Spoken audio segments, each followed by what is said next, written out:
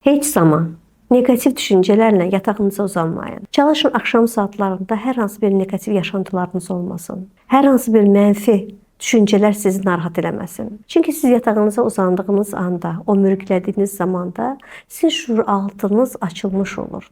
Yəni bu zaman ən dərin hipnoz vəziyyətində olursunuz. Və sizin o düşüncələriniz, o negativ yaşantılarınız beyninizdən keçdiyi halda birbaşa şuur altına oturur. Və siz yuxuya getdiyinizdə sizin bu düşüncələriniz, yaşantılarınız sizin yuxunuzda dəfələrlə, 100 dəfələrlə, 1000 dəfələrlə bir lent olaraq beyninizdə fırlanır və şuuraltının dərin qatlarına yazılır.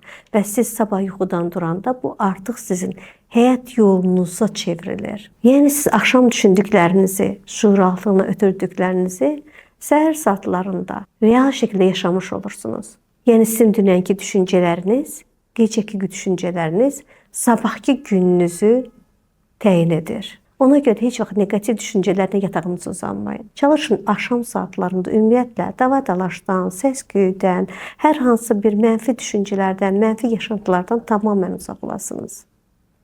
Unutmayın ki, sizin düşüncələriniz sizin həyatınızı yazır.